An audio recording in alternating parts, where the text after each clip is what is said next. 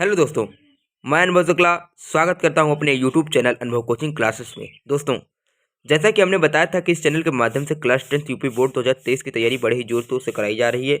उसी के लिए हम वेरी इंपॉर्टेंट क्वेश्चन लेके आए हिंदी गद्य साहित्य का इतिहास। ये हिंदी गद्य साहित्य का इतिहास है जो 10 नंबर से आपका आता है, वो 10 नंबर हम कन्फर्म कराएंगे। यही से आपका 10 नंबर कन्फर्म हो जाएगा। पहला क्वेश्चन है, हिंदी गद्य खड़ी बोली के जन्मदाता हैं।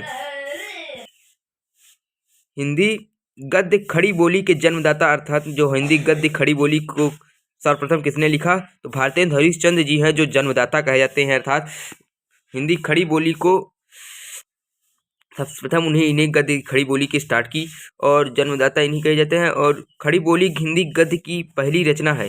जो गोरा बादल की कथा जो गोरा बादल की कथा है, ये जटमल जटमल ये लेखक का नाम है, इसे ब्रेकर में कर लेना। तो गोरा बादल की कथा जटमल जो है वो जटमल जी ने लिखा गोरा बादल की कथा। ये खड़ी बोली गद्य की पहली रचना है। भाषा योग वशिष्ठ के विशेष लेखक हैं राम प्रसाद रंजनी जी हैं। और नागरी प्रचारणी सभा की स्थापना किसने की, तो एक सभा नागरी प्रचारणी सभा नागरी है, तो इसकी स्थापना सर्वप्रथम श्याम सुंदर दास जी ने की। सरदार पूर्ण सिंह का किस युग के लेखक है, सरदार पूर्ण सिंह द्विवेदी युग के लेखक है। आवारा मसीहा के रचनाकार और विधाकार का नाम लिखिए। तो जो आवारा मसीहा है उसके रचनाकार विष्णु प्रभाकर जी हैं और किस विधा की है, वो जीवनी विधा की है। हिंदी का प्रथम मौलिक उपन्यास तो लाला श्रीनिवास दास द्वारा रचित परीक्षा गुरु जो उपन्यास है वही हिंदी का प्रथम उपन्यास है।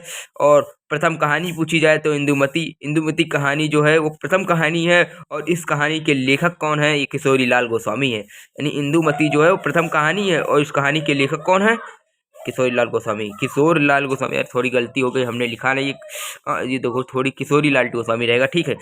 तो रूपक रहस्य के लेखक श्याम सुंदर दास जी हो जाएंगे। अशोक के फूल के रचनाकार और विधा के नाम लिखो। अशोक के फूल जो है वो हजारी प्रसाद द्विवेदी का निबंध है, ठीक है। और राजा भोज का सपना किसकी रचना है, तो राजा भोज का सपना अर्थात राजा उसमें भी आया, राजा तो इसमें भी आएगा, राजा शिव प्रसाद सितारे हिंद की है। तो 84 वैष्णोधन की वार्ता के लेखक हैं गोकुलनाथ नाथ केतोपाख्यान किसकी रचना है, सदल मिश्र की। रानी केतकी की कहानी की लेखक हैं मुंशी इंसाल्लाह खां। अंधेर नगरी के रचनाकार हैं, जो अंधेर नगरी है उसके रचनाकार भारतेंद्र हरिश्चंद्र। छायावादोत्तर काल के एक गद्य लेखक का नाम लिखो, वियोगी हरि। अथातो घुमक्कड़ जिज्ञासा के रचनाकार हैं राहुल सांस्कृत्यायन। तो ये वेरी इंपॉर्टेंट गद्य साहित्य का इतिहास था और भी है, बहुत है। कितना है भाई, हाँ यहाँ तक है, ठीक है। तो इसके बाद यहाँ पर जी आनंद कादम्बरी के संपादक हैं बद्रीनारायण चौधरी प्रेमगन। हिंदी प्रदीप के संपादक हैं बालकृष्ण भट्ट। सरस्वती पत्रिका के संपादक हैं महावीर प्रसाद द्विवेदी।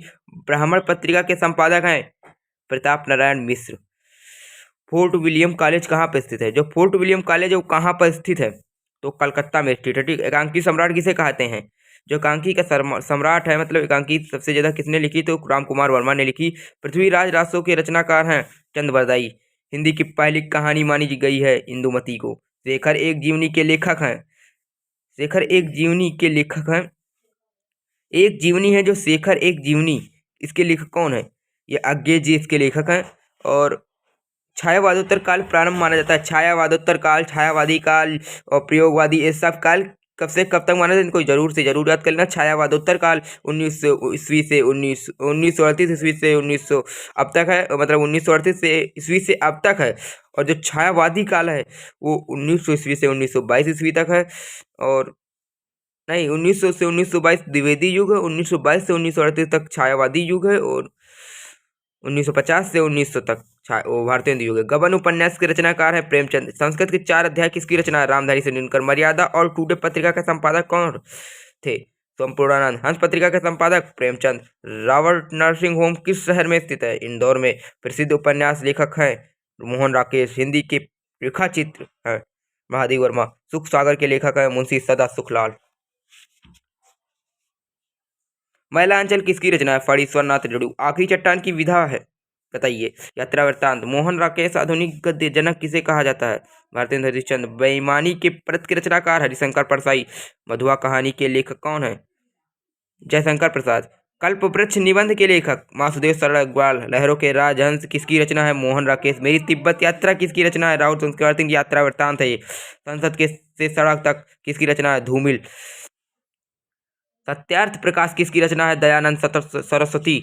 बाणभट्ट की आत्मकथा के लेखक कौन? हजारी प्रसाद द्विवेदी। परिवेश निबंध संग्रह के लेखक का नाम है मोहन राकेश। वैदिक हिंसा हिंसा न भवति किसकी रचना है? भारतेंद्र हरिश्चंद्र। कलम का सिपाही किसकी रचना है? अमृत राय। सन्नाटा के लेखक कौन है? अज्ञेय पथ के साथी के रचयिता महादेव वर्मा। हिंदी साहित्य के इतिहास के लेखक आचार्य रामचंद्र शुक्ल। गुनाहों का देवता के लेखक धर्मवीर भारती।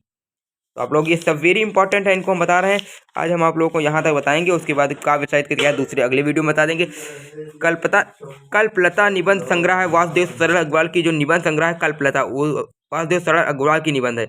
और बनारस अखबार के प्रकाशक थे राजा शिव प्रसाद सितारे हिंदी, जो थे बनारस अखबार के प्रकाश थे। लक्ष्मीपुरा रिपोर्टाज के लेखक है शिवनंदन सिंह चौहान, जो है लक्ष्मीपुरा रिपोर्टाज के लेखक हैं। और यही वेरी इंपॉर्टेंट क्वेश्चन था हिंदी गद्य साहित्य का इतिहास, और ये वेरी इंपॉर्टेंट हिंदी गद्य साहित्य का इतिहास है। आप लोग जितने रचना बताए गए इन रचनाओं को याद कर लें, कम से कम 50 रचना होंगे, 50 रचना याद कर लेंगे तो आपके 5 नंबर कंफर्म हो जाएंगे। और 5 नंबर हम आपको इधर बता देंगे काव्य साहित्य का इतिहास। और ये काव्य साहित्य का इतिहास और गद्य साहित्य का इतिहास जैसे ही आपको कंफर्म हो जाता है, बस आपके 10 नंबर कोई नहीं जाता। और ये 10 नंबर आपके आने वाले अगले नंबर पे प्रभाव बहुत डालेंगे, क्योंकि एग्जामिनर इन्हीं 10 नंबर देख के आपकी कॉपी का मूल्यांकन करता है। क्योंकि जो बच्चा ये 10 नंबर में से 9 नंबर या 10 नंबर पा जाता है, वही बच्चा एग्जामिनर की नज़र में अच्छा बच्चा माना जाता है। तो आप लोग ये 10 नंबर जरूर से जरूर कन्फर्म कर लेना, क्योंकि हिंदी में अच्छे नंबर लाना है। तो अगर 10 नंबर में से अगर आपके 5-4 नंबर आते हैं तो बेकार है, फिर वो आगे वाली कॉपी में आपको खराब भी नंबर दे सकता है। इसलिए अच्छी मेहनत कीजिए। जय हिंद, जय भारत। मिलते हैं अगली वीडियो के साथ।